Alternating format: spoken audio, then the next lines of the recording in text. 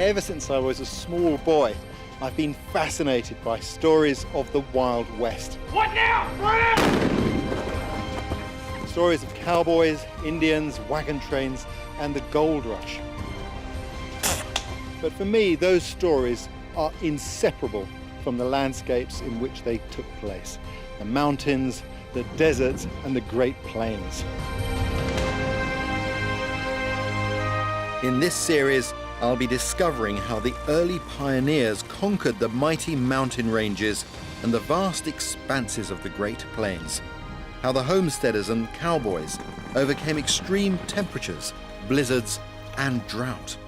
And I will be finding out how the plants, animals, and natural resources of this unknown wilderness offered unimaginable wealth and opportunities for the new nation.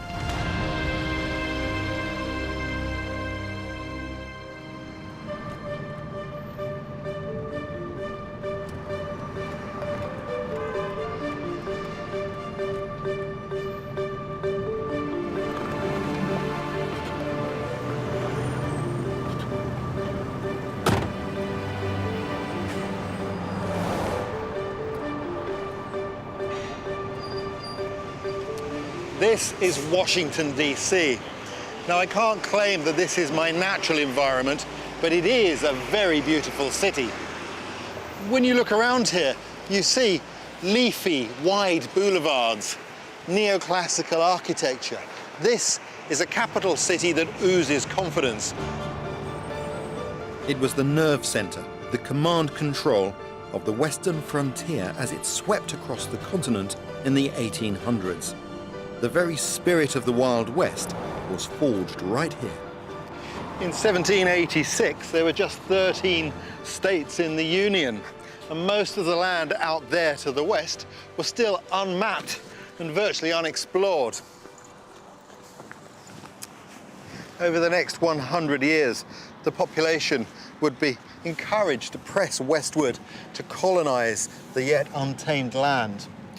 To do so, they faced enormous challenges. In the middle of the continent, there was this huge sea of grassland, the Great Plains. Then below that and further to the west were great and very arid deserts. But even before that, there were mountains to contend with. Here on the east coast, the maze of the Appalachians, then the Rocky Mountains, an almost impenetrable barrier, and lastly the Sierra Nevada. And in this episode, it's the mountains I want to focus on. As I find out how each of these three mountain ranges would change the course of history as the frontier pushed west. This is the American Capitol building, and there's a painting here that really expresses the attitude of the emerging nation.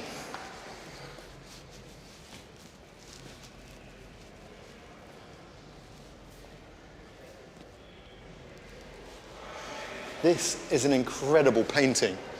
The message of this painting is clear: go west. And it depicts the journey of the American people across the land from the east coast on the right to the west coast on the left. These are the poor, the hungry, the religious exiles from Europe in search of free and fertile land. You can see there the pioneers, the men in buckskin, showing the way through the mountains, helping people, ordinary people, struggling against adversity, taking their carts pulled by oxen across the rugged mountains. It's astonishing.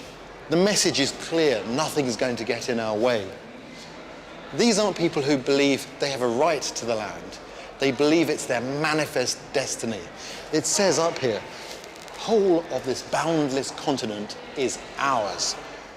Which of course it wasn't. The First Nations, the Native Americans, simply don't feature in this vision of the future.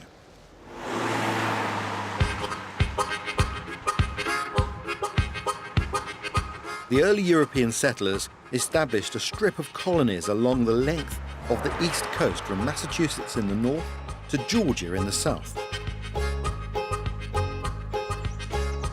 But less than 100 miles inland, the wooded slopes of the Appalachians would prove to be the first big barrier for westward migration. Well, there are no prizes for guessing why these mist-shrouded mountains get their name, the Great Smokies. There's a stunning, very peaceful landscape. And these mountains are part of the Appalachian range that runs up the eastern side of North America. 1,500 miles of the oldest mountains on the continent. The great age of these mountains means that they've been worn down by erosion. They're heavily clad in forestry. They're convoluted. It's a difficult place to find your way through. And it was a serious barrier to westward expansion.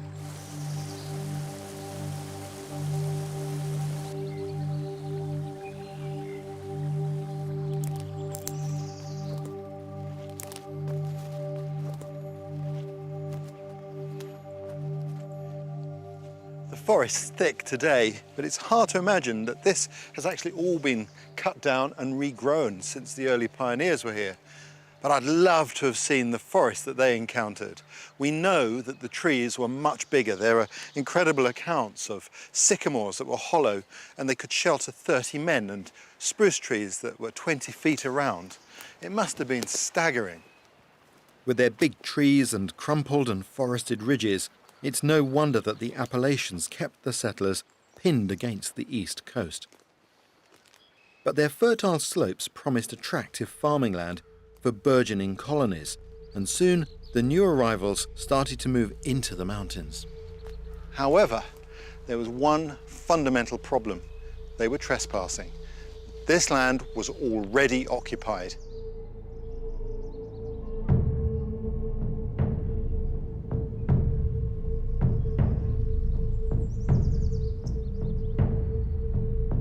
It was, of course, home to the native peoples of America, the North American Indians. These were tribes with very different beliefs to the settlers, and that would ultimately lead to bitter clashes.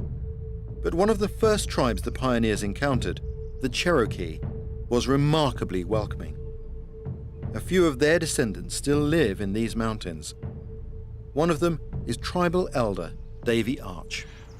Our people have lived here since before the last ice age. And you willingly shared your knowledge with the settlers? Yes, and a lot of what's called mountain medicine now was Cherokee medicine. You know, it's all they had. And these people wouldn't have survived if we hadn't took care of them. This has been here all my life. And when you come to a cane break like this, you'll see a lot of little stuff outside and the bigger, more mature canes on the inside. I've asked Davy to demonstrate one of their most fascinating traditional skills. There's a few rules of thumb that I try to pass on. One is that you never take the first plant when you're looking for a resource. You always wait till you find the fourth or the seventh. And it takes about 3 or 4 years for it to mature. So we want to look for the darkest color and the straightest stalks. And that's exactly what we're looking for right there. And just right to squirrel hunt with. Bit of straightening needed. Yep. Okay.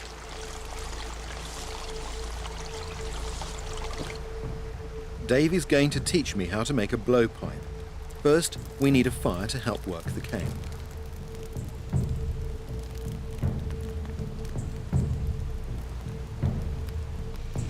I can see you're all set up, Davy. Yes.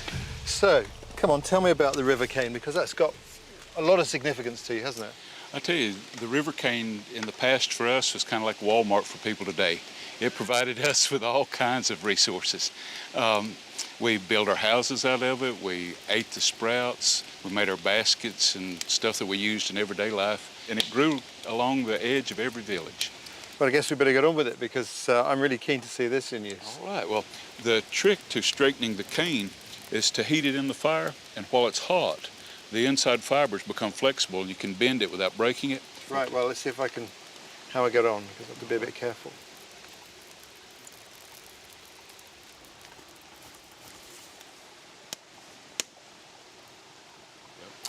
Put a little gentle pressure like that. It's definitely a little improved. Yeah. When it's dried, Davy hollows and smooths out the inside of the cane with a metal file. When the pipe is ready, the next stage is to make the dart. Thistledown is used for the flights. The truer you can get the down applied to the dart, the better it'll fly. What wood do you use then for the darts? Yellow locust. It's a strong, flexible wood, so it takes about 15, 20 minutes to whittle out a good dart shaft. My grandfather used to like to find a lightning-struck tree and make his blowgun darts out of that. He was trying to convey the power of that lightning to the dart. The Cherokee use no poison on their dart tips and rely on their skills as hunters to catch their prey. That is amazing. That is truly impressive. That's fantastic.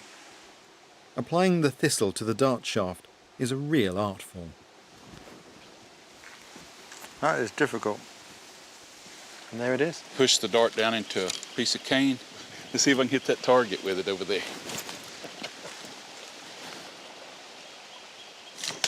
Fantastic. You can't watch that and not want to have a go. It seems extraordinary now that the Cherokee shared their skills and land with the first settlers. Oh, wow, that's pretty close. Try again. But in the early 1800s, it must have seemed like there were riches enough for everyone in these mountains.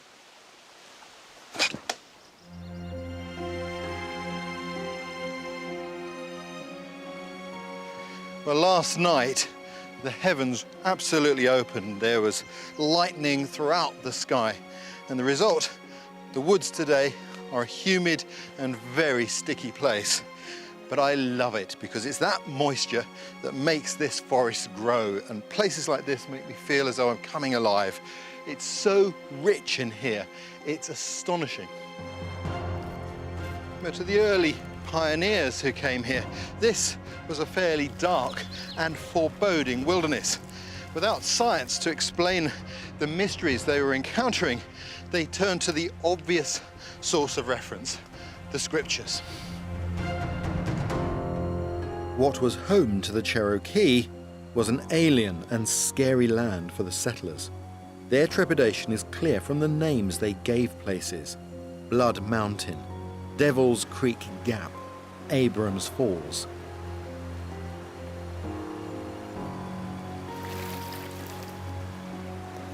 And the local wildlife was equally unnerving. As wildlife biologist, Thomas Floyd is about to show me. Thomas, tell me you've had some luck. I have. Is that what I think it is? It's a mud dog, A mud dog? a devil dog.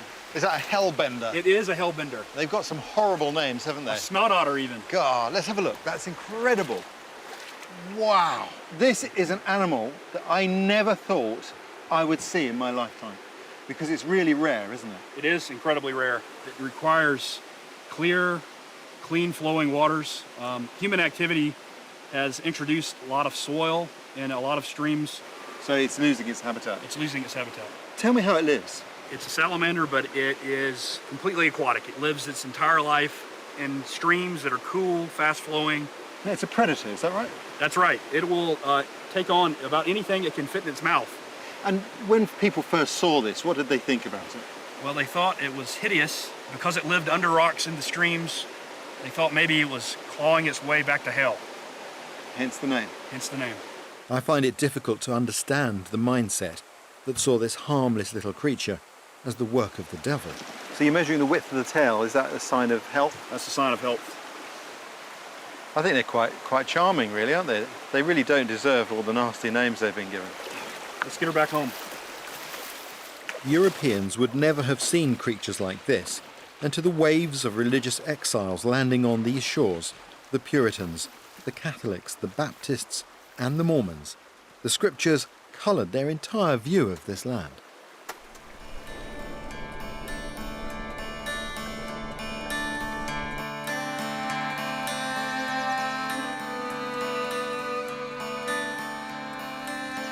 The atmosphere here is so magical, it's not hard to see why the settlers overcame their unfamiliarity and started to make their homes here. Oh, this is beautiful. Barbara Woodall can trace her roots back to the earliest pioneers. Great old buildings. She has devoted her life to preserving those times. Life was simple here. It's hard, but it was simple. They lived off the land. They were humble people. I mean, there's a real sense of identity here, isn't there, to be Appalachian? Well, I say that my heart is knitted to these mountains with golden threads that will never rust.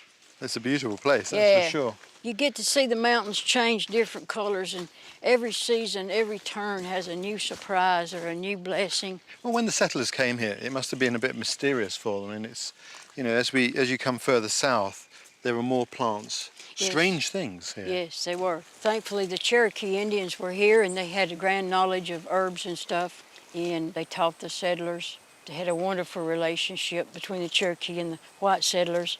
Like, for instance, this is sweet birch, and it's used for many things. It has the aspirin compound in it. You know, you could treat pain with it, but mostly we used it, you know, for like chewing gum, stuff like that.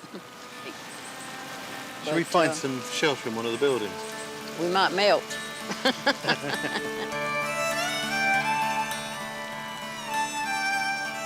By the early 1800s, there were thousands of families like Barbara's pushing west into the Appalachians. Scottish, Irish, Germans and English found plenty of good land to farm alongside the Cherokee. This is a wonderful place. I mean, I love these buildings. They're fantastic. Paint a picture for me of what life would have been like here. Well, you'd had somebody over there plowing that garden, you know. You'd heard the wheel on the old grist mill grinding, producing cornmeal for the community. Sights and sounds around the farm. They played bluegrass music, you know. I know my dad could play the mandolin, but there wasn't a whole lot of time to play because quite frankly, if you didn't grow it, you didn't have it. And corn was life in these mountains. If your corn crop failed, why, you'd have to either depend on your neighbor a little bit or you would sup from the cup of sorrow. Very soon, the emerging nation demanded the rich resources of these mountains, the timber, the land, and soon the gold for themselves. In 1838, after many years of happy coexistence, the federal government ordered the forcible removal of the Cherokee people along a route that became known as the Trail of Tears. The two communities were split asunder. This old wagon was the only one that's known left in history that was actually used in the Trail of Tears in this area when the Cherokee Indian were rounded up and taken out of here. And they were shipped off to Oklahoma. Yes, they were, and they were driven like dogs. They were treated as subhuman, and that appalled the native Appalachian people here because it was the government that did that, you see. This was a pattern that was to be repeated over the Wild West years, with Native American tribes constantly being relocated to less valuable land as the frontier moved ever westward. You've got the fire going good? A house without a fire isn't a house, is it? No, it's not. Certainly not a home. And what was life like in a house like this? I imagine with 10 young'uns running around, it would be pretty crowded. But it was home, that's the main thing. There's no place like home, and you can make do with what you got to make do with. I like these right here. This is called leather breeches beans. They're green beans with a thread run through them. And they would take them down and cook them in a pot like that and season them with meat and stuff. My mother cooked in a Dutch oven. She could boil a dish rag and make it taste good. One of the things that immediately hits you when you look at this lifestyle is how dependent they were upon the trees here. Oh, absolutely. We depend on it for fuel to heat the house. You had to build your house out of wood. You could use the barks, you know, for different stuff, to make furniture. They made their own caskets, their own coffins. They made their own everything. If you didn't grow it or you didn't make it, you didn't have it.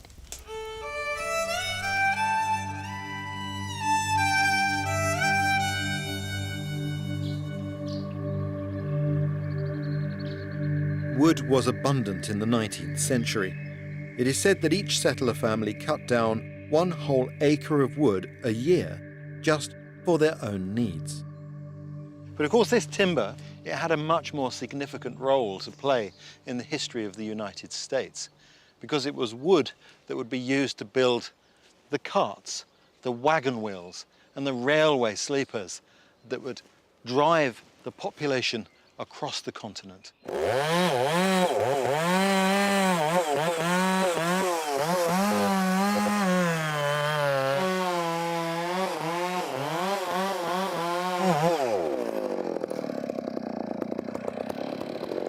Currie is a lumberjack whose job it is to steward these forests.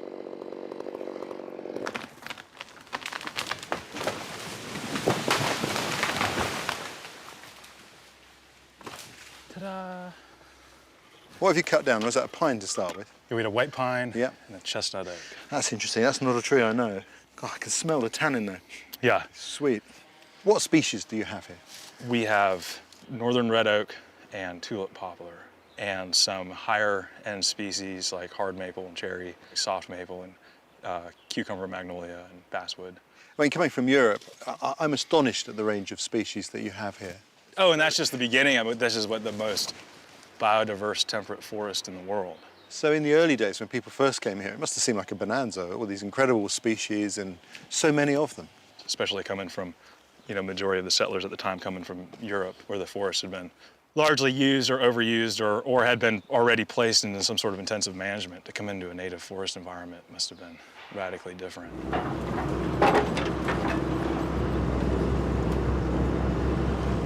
Among the first settlers in these mountains were the ancestors of Sanford McGee.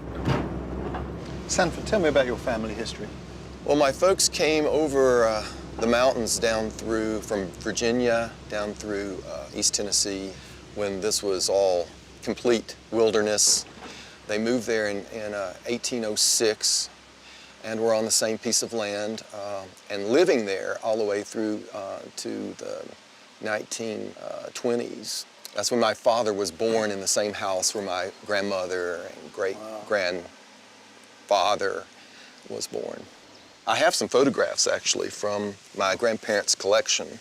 When they would move to a camp, one of the first things that they would do would be to set up a dwelling. This is the way typically they were built all around this part of the world. So it says basically put a tent up and then they put a shingle roof over the top of it, make it more weatherproof. And canvas walls with generally a wood floor. And you can see the idea of home, they even had like a picket fence. Yeah, picket fence.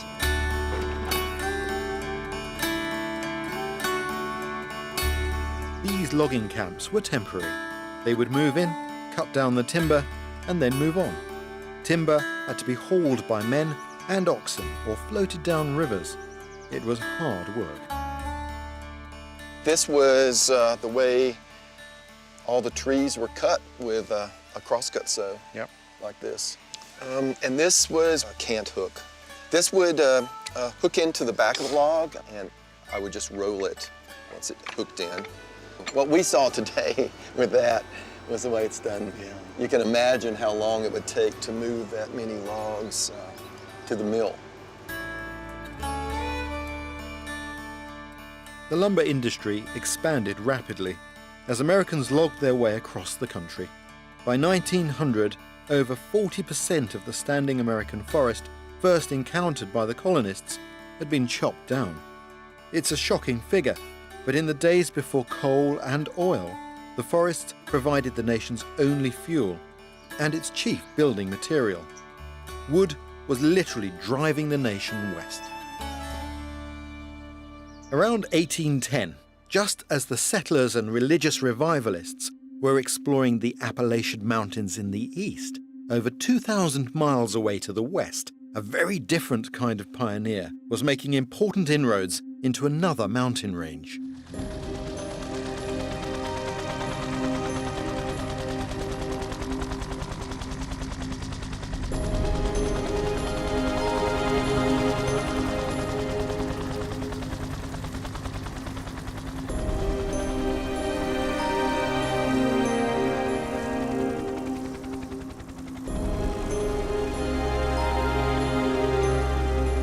From up here, the Great Plains seem to stretch on forever. It's amazing. It really is like looking out across the ocean. But then, of course, rising like a wall in front of them is the Rocky Mountains.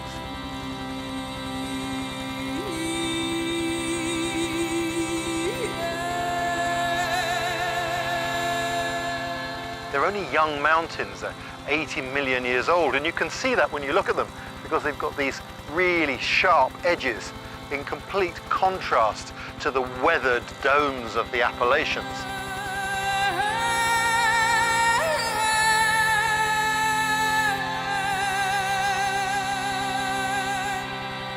You'll find some of the highest peaks in the continent here, up to 14,000 feet and covered in snow all year round. North to south, they stretch for more than 3,000 miles. It's only when you get up here that you could really get a sense of what a bruising landscape this was. How difficult it would have been for people traveling across this landscape. It must have seemed impenetrable.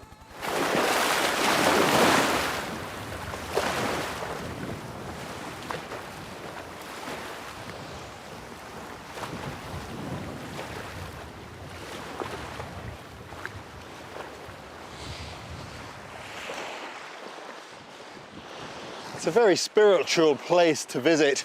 You can't help but be moved by the majesty of nature here.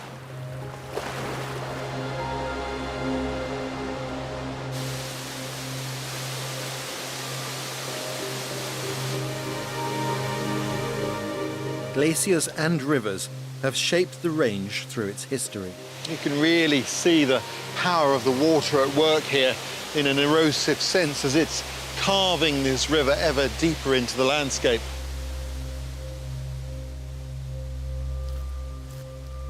The abundance of water and the variety of climate and plant life makes this a perfect habitat for wildlife. In the early 1800s, the Rocky Mountains would have been teeming with animals, everything from mountain goats and bighorn sheep to elk.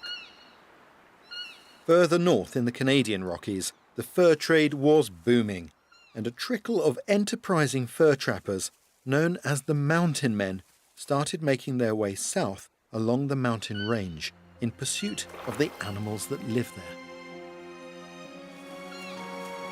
See the elk cow there with her calf. Little drama being played out here. And the calf was in the current, unsure of itself, panicking a little bit. And Mum's gone over, given it reassurance and encouraged it into safer water. Lovely thing to see. But the fur trade that lured the mountain men here came with serious risks attached. The abundant animal population included predators like wolves, coyotes, grizzlies, and black bears. In the undergrowth there, there's a bit of movement. And what it is it's a young black bear. The black bear are perfectly adapted to this forest habitat. They are excellent tree climbers with short, fixed claws that help them grip and reach their food. Black bear's really beautiful, but you must take care of black bears, not get too close to them. They're very, very quick. It's one of the threats that the early pioneers that came here had to live with. Bears. You could be surprised by them when they're in the woods. But there was one animal above all that drew the mountain men into these unmapped mountain ranges.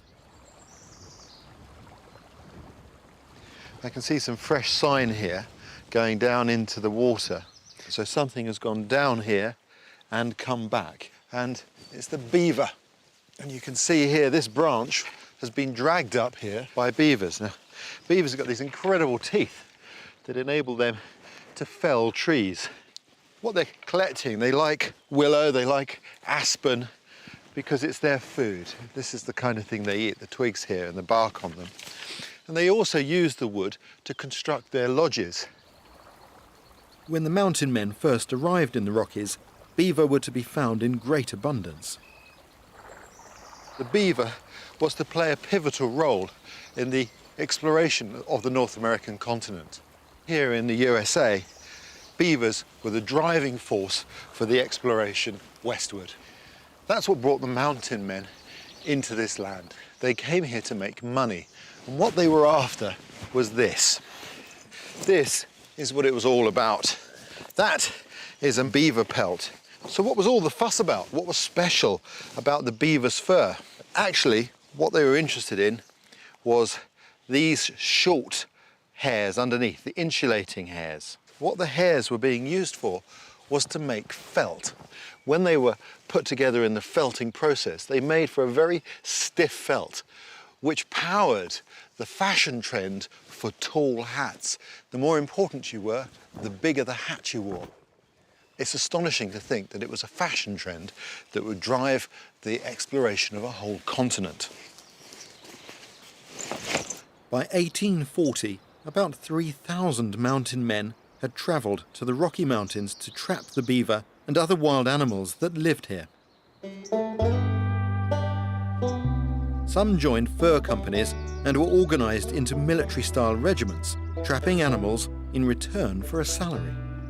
Others worked alone in this inhospitable wilderness, with the help of one of the toughest animals they had. Modern-day mountain man Stu Sorensen has spent his life as a mule packer and guide. So this is a pack animal. You ride these animals as well? Well, yeah, it's nice to use them for everything. And why the mule, not the horse? Yeah, they're tough, you bet, and smart. The tougher the country is, the better they are. I mean, they really are tough animals, and they're very intelligent, and they know where they're putting their feet all the time. They're looking and they're watching. They won't get themselves in trouble. They don't panic as much as a horse would. They build a trust in you by never putting them in a spot where they're going to get hurt. You have a unique bond of trust between you. You're gorgeous. Stu is going to take me on one of the early trails the pioneers used to get into the mountains. Hey, it's been a little while. How's those stirrups? They gonna be all right? There we go. That's fine. Okay. Come on, Joe. Come on, you're all right. Walk. Walk. Heads up. Come on.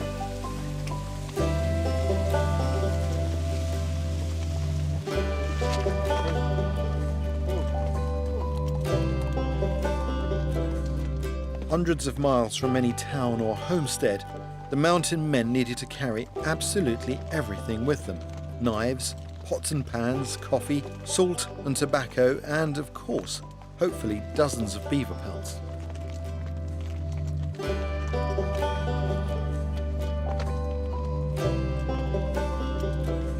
On these steep and narrow tracks, you can really see why these sure-footed pack animals were so essential.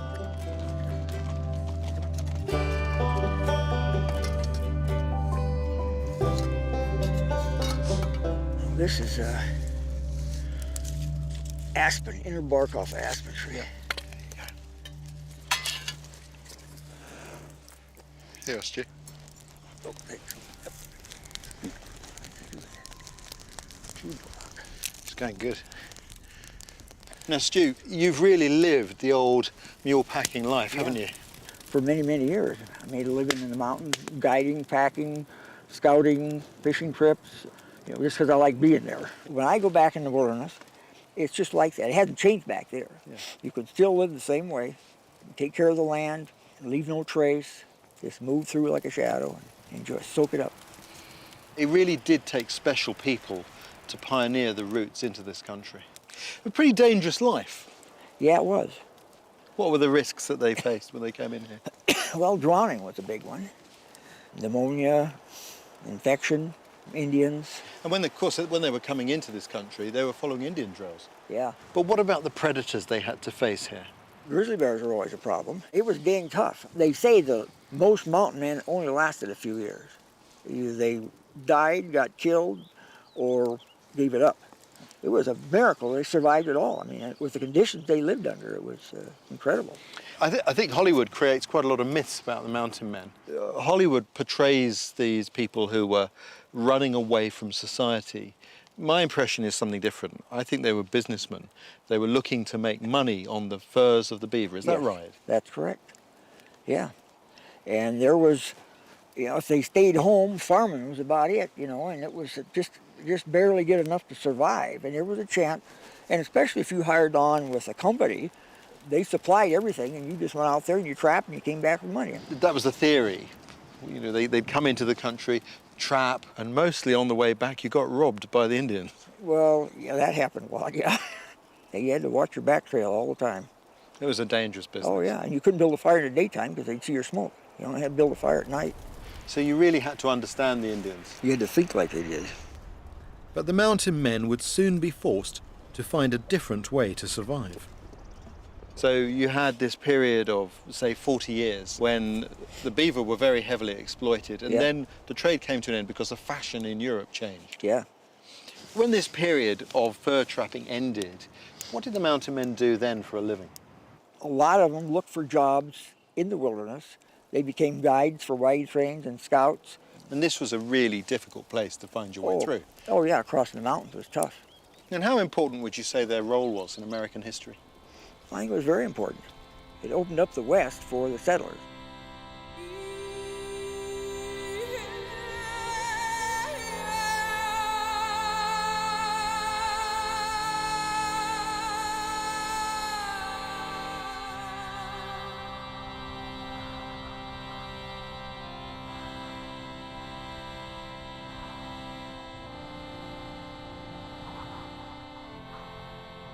The mountain men searched out for simple routes through the difficult terrain, and that's exactly where I'm standing. It doesn't look mountainous, but this is a giant pass through the Rocky Mountains called South Pass. It was important to the mountain men. What they couldn't predict was it was going to be important to a lot of other people too. And in the years after this pass was established, half of humanity would pass through here in wagon trains heading to start new lives in the West. South Pass was first discovered by the mountain men in 1812, and the very first wagon trains made their way through the pass in the 1830s. And by the time the railroad offered an easier route in 1869, about 500,000 people had trekked through here. Most of the wagons followed the Oregon Trail to the fertile lands on the northwestern seaboard. But if you were headed for the promised land of California, yet another mountain range stood in your way.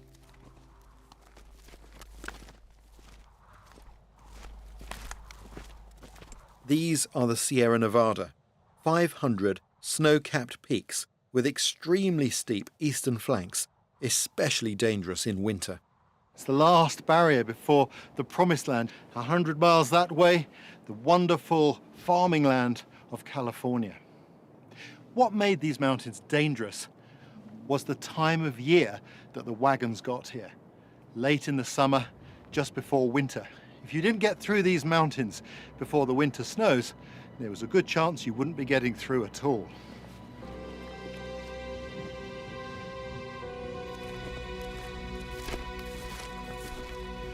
In October 1846, a wagon train known as the Donner Party pitched up here at Truckee Lake on the east flank of the Sierra Nevada. They'd already made a terrible mistake, taking what had seemed like a shortcut through the Rocky Mountains.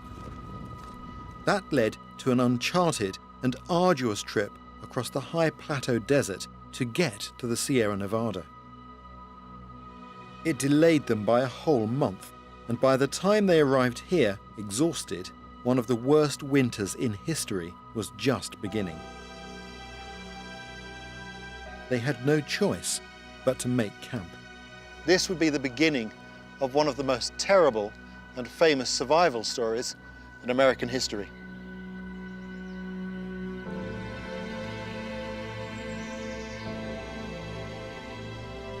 There were about 90 members of the Donner Party stranded here. Today, local historian Gail Green is going to show me the site of one of the shelters. Two families were actually built a cabin here and used this boulder as the west wall and chimney. They built a fire up against it. And it would come to about the point over here behind you where that log is. Yep. And in this small area, there were 17 people.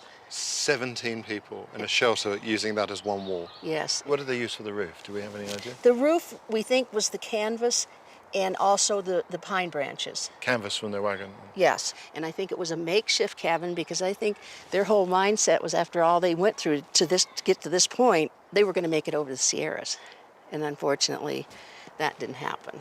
No, winter overtook them. It did. It was an early winter. And they talk about in the diary accounts of snow steps and coming down the steps into here. This was a very dark, dank area. And when someone passed, it was very hard to get them out of the cabin. And the conditions in here, I'm surprised. When somebody died, yeah, it was hard to get the body out. Just the idea anybody survived this. And the conditions, it just amazes me.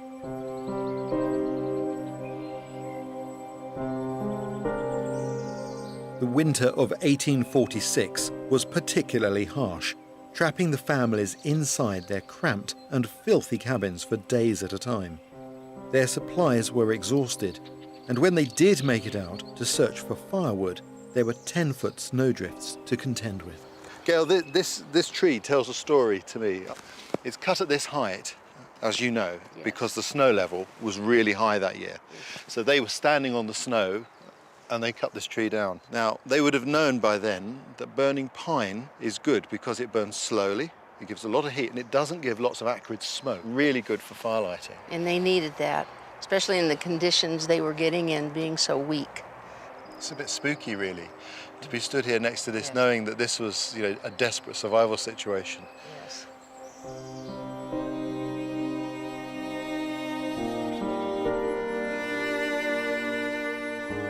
Life at the camp was utterly miserable. By November, they were starving, and apart from mice, all they had to eat were rugs made out of the skins of their dead oxen. They must have been in a very bad physiological Yes. state. That's the one feature of all the Indian cultures across the mountains in America, is how resourceful they were at finding edible roots and saving these things. They did not have a mountain man, and I think that made a big difference. And one of the things I really want to stress is they weren't just stupid. To get to this point, they had to have knowledge. If you watched your children die in front of you and cry for hunger, I mean, it was a really sad situation.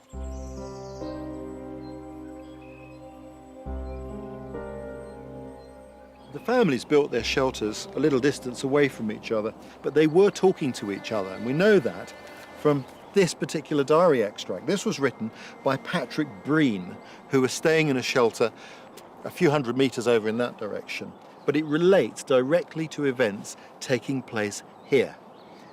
Mrs. Murphy says the wolves are about to dig up the dead bodies at her shanty. The nights are too cold to watch them. We hear them howl. Thanks be to Almighty God, amen. Mrs. Murphy said here yesterday that she thought she would commence on Milt and eat him. I don't think she has done so yet. It is distressing. So there we are, February, and they're so desperate they're considering cannibalism. It's astonishing to think that they would be here until mid-April.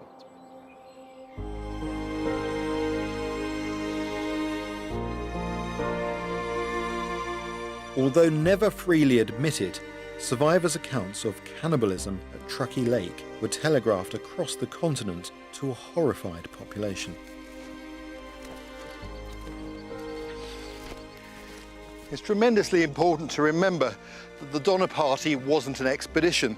This was a family affair. Less than half of the party was made up by adult males. Quite frankly, it's a miracle that anybody survived at all. But of the 91 souls that were trapped in this mountain pass, 49 survived, and they made it west.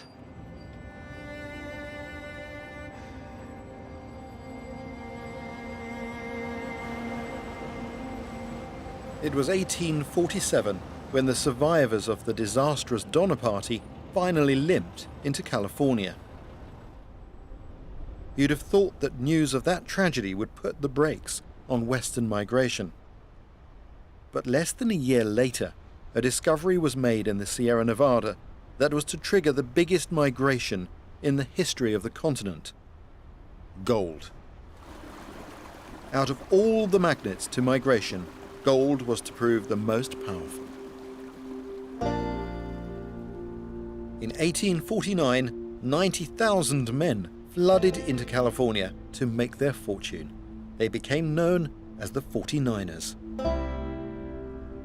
I've come to meet a modern-day gold prospector, Joe Currie, to find out more. Word got out, and it was all of a sudden hundreds of thousands of dollars worth of gold, and then the rush was on. I mean, from all over the world, China, South America, North America, I mean, it just, everyone flooded here.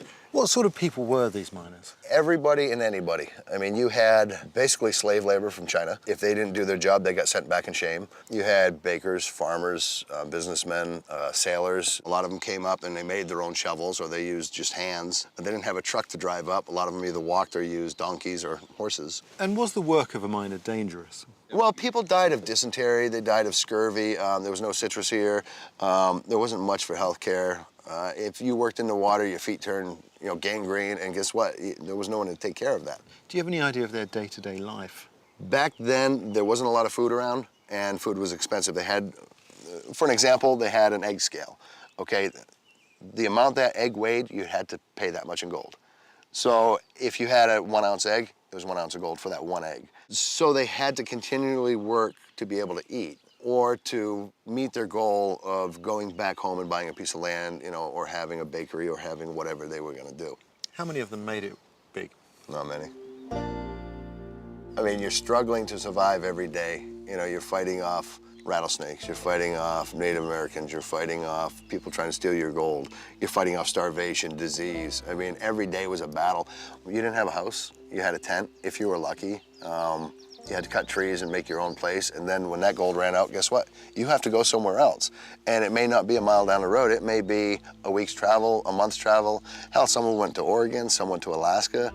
I mean, just to follow that gold continuously to keep filling your dream, or to keep trying to make enough money to go do what you wanted to do. In 1849, at the beginning of the gold rush, it was said the rivers were awash with gold. It had been pushed to the surface of the Sierra Nevada mountains by geological forces, and over time the gold seams eroded. The mountain rivers carried the exposed gold downstream and deposited it in gravel beds. All you needed to find it was a shovel and a pail. So, John, what are we looking for? Well, an area like this, you see how the bedrock is right here? Oh, yeah. What you kind of look for is the cracks in the bedrock. So it settles in there? Yeah, because the gold's so heavy. So as a river flows down carrying sediment with it, the heavier particles get caught up in these little nooks and crannies. Exactly. Right, I'm going to have a go. Lucky shovel from here. Yeah. Not from the deep, but there. There, you get soaked. There you go. Right then, put it in the water. Right, all the way under. Get rid of the big ones. Mm-hmm. But did the original pans have ridges? No. So it was more skillful? Yeah, they were metal pans and you had to be really careful. Right, so I do now? Now shake it underwater. Just shake it real hard, vigorously. Okay, that's settling the gold down. And then tip it up at about a 45-degree angle. Just a little more of a tip. Bring it right up like this. Like that. And then, well, actually kind of make it a fluid motion. Yep. So bring it up. Yeah. Just like that, perfect. Well, I'm learning a few things about the gold rush here. Right. The sensible ones went up the creeks, kept stum about what they found, filled their pouch and left, banked it. That's right. Everybody else fell a victim to the real wealth makers, right? The people who mined the miners. That's right. And I think if I was here, I'd open a store selling shovels and pans. So would I. Yeah, I think you would have starved. I think I would. Nice tip. Bring it right out of the water. I don't want the gold to go. Don't worry about the gold. Trust the pan. That's good. Now, some people swirl, but if you have dust, the swirl will wipe the dust away. Nice little wave, just like that. Perfect. There you go. Perfect. There's something shining there. Isn't that there? That's a piece of gold. Whoa. Wow. But there's some little dust in there, too. So I'll let you check that. Wow. So I'll bring it back down a little bit. Don't lose it. I won't lose it. Trust me. See? Here's your little pieces of gold. Well, you're very good at that, aren't you? Well, they look bigger a minute ago. Well, Joe, I've really enjoyed this experience. Thank you very much. It's really helped me to get a sense of the gold rush and what it was like for the miners. What do you make of them? Rough, rugged individuals, sense of adventure, sense of drive, determination. I mean, yeah, it's hard to find people like that anymore. I mean, I didn't know them, of course, personally, but to do what they did, pack up everything to go somewhere they've never been. They were a hardy bunch, weren't they? They must have been to do this. It's basically what America was built on, and that's kind of lost now.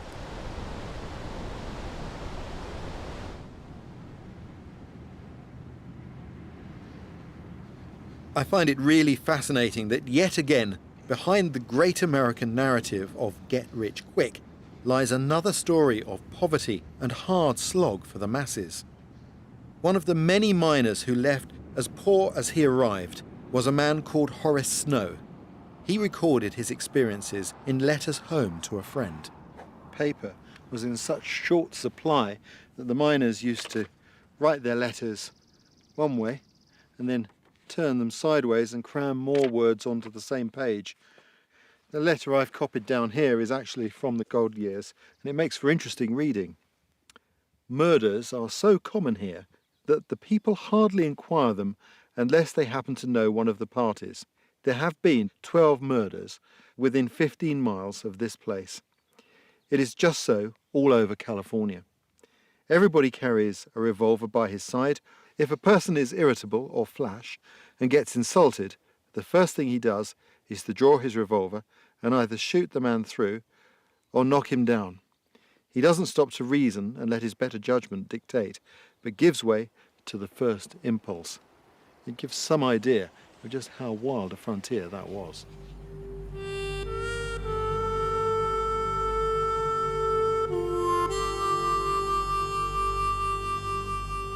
By 1855, over 300,000 fortune hunters had arrived in California, and the lone gold panners had been overtaken by large mining companies.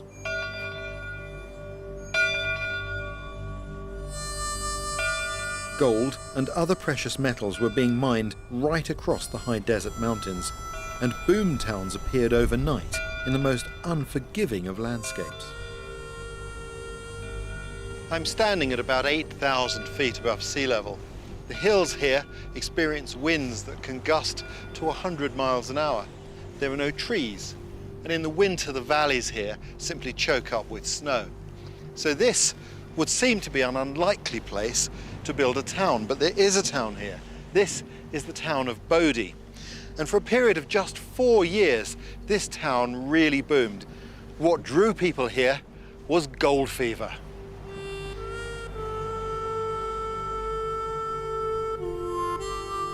In the boom years, in the late 1870s, up to 10,000 people lived here in Bodie. There were 30 mines here. In just 1 year, they mined over $3 million worth of gold ore. Out of nowhere came 2,000 buildings, a bank, a jail, a telegraph line, a railroad, 4 fire companies, and even a brass band. It's hard to imagine today, but if I'd been walking along here in Bodie's heyday, this would have been a street of buildings all the way along on both sides. In fact, it stretched for a solid mile. Bodie claimed to have the highest and widest main street in the land. I'm going to take a look around this remarkable place with park ranger Chris Spiller. Wow, this is some place. It's good to get in out of the wind, because Bodie's famous for the wind, isn't it? Yes, it is. I'm afraid so. Quite a forsaken place. Yes, and you can imagine how people felt that way, especially some of the wives and the children. There's a wonderful story about a little girl from San Jose who learned she was moving to Bodie, which was renowned for the bad men and the gunfights. And supposedly her prayer that night was, "Goodbye, God, I'm going to Bodie." What was life like? If you were a miner, you would work 6 days a week, 12 hours a day. You would be down in a vertical shaft, and then tunnels went out from the shaft. And it would be dark and dismal. Ventilation was not good. You could die from the built-up gases. You could even drown in a mine here. The groundwater table was very high. If you had a careless operator in the lift or the cage that was taking you down, that could send you and the car crashing down and kill you several hundred feet. The deepest mines were 1,200 feet. What did the miners do for entertainment? Well, we had the dance halls. You could dance with a girl for a dime down there. There was always a show going on. You could go out to Booker Flat. They had a horse racing track out there. You could go out and have a flutter on the horses. You also could watch the baseball team. They had the Bodie Mutts. They had the gambling halls. Those were very popular. And you had very grim-faced dealers. They always had a gun ready if anyone got out of hand. When miners and their families moved on to the next big excitement, they were charged on the roads by the weight of their possessions, so they simply left most of their things behind.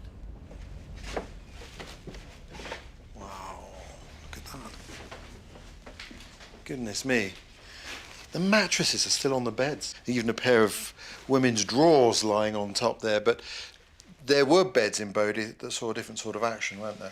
Yes, there were. There was a big red light district on Bonanza Street in the north end of town. Prostitutes would entertain their clients in one-room cabins called cribs. They were not very glamorous if you think about Hollywood and portrayal of whorehouses. So this is the general store. It's amazing. Yes, I mean, it is. there's still nails in the bins. The stock's still here. Redskin salmon, baking powder, brown chocolate, mechanic's soap. This is a real glory hole. It's amazing. And there's the cash register. Yes, still here. You can really feel the atmosphere of this, can't you? How can I help you? What would you like? Yes, I've got 2 varieties. But this is the important bit. Yes. This is where they mine the miners. This is where they mine the miners, yes indeed. A lot of people came out west to get rich, but then they discovered mining was pretty hard work, and they realized it was much more lucrative to go into business and provide the things that the miners needed. It's wonderful. A real time capsule. I mean, to my mind, this really sums up, the gold rush. This is a boom town. It grew from nothing to this. And you get a real sense of decadence in here. Mm-hmm. The range of materials still on the shelves is astonishing. Oh, yes. But then, bust. It's all gone. The people have gone. They've just gone. Right. They go on to the next big excitement.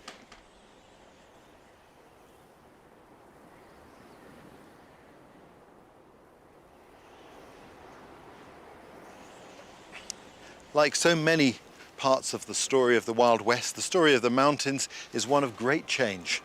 Both people and places come and go with the blinking of an eye. The 3 mounted ranges of this continent pushed and pulled the new nation into being. The Appalachian forests provided the timber for the buildings, wagons and railroads to push the nation west. In the Rocky Mountains, the pursuit of fur pulled the mountain men into the unexplored heart of the continent, opening up the way for the wagon trails.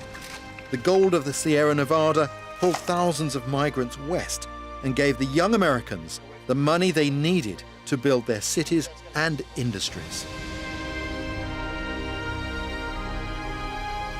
The geography of these mountains transformed the fortunes of the emerging nation.